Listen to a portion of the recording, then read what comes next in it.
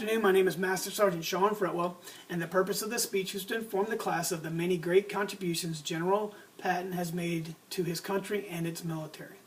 General Patton made contributions to many areas while serving in the U.S. military. From his time as an Olympic athlete, a master swordsman, and tactical master on the uses of tanks on the battlefield. General Patton inspired greatness and demanded nothing less from the men he served with. General Patton decided early on that his goal in life was to become a hero. Many people do not know that General Patton's start in service to his country upon graduating West Point was not in a U.S. military uniform, but actually in a U.S. Olympic uniform.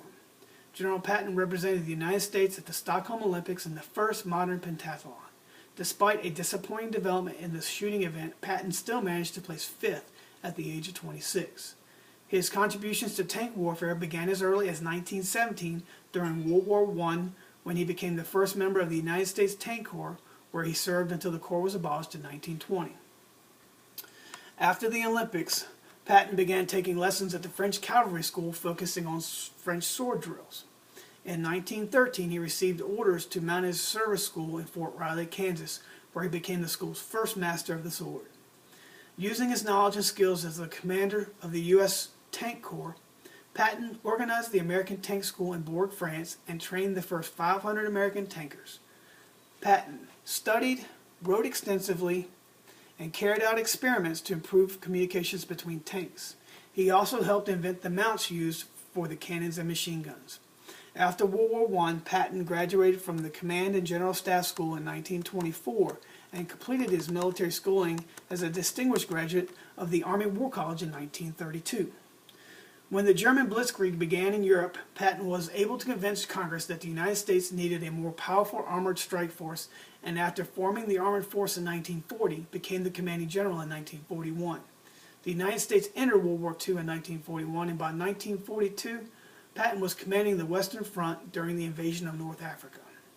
After succeeding there, Patton commanded the 7th Army to restore Sicily to its citizens. Patton later commanded the 7th and 3rd Armies that moved across Europe to liberate France, Belgium, Luxembourg, Germany, Austria, and Czechoslovakia.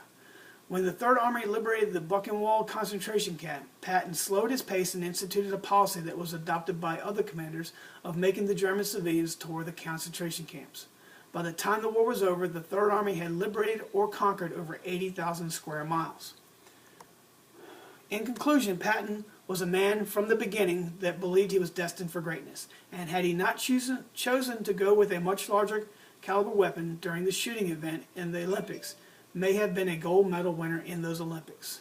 Patton's efforts shaped many things such as tank radio communications, cannon and machine gun designs, as well as the entire continent of Europe. Patton was a man who affected the lives of so many through his actions and his success. Patton did not die on the battlefield, but as a result of injuries suffered from an automobile accident, and was buried among the soldiers who died at the Battle of Bulge. Thank you.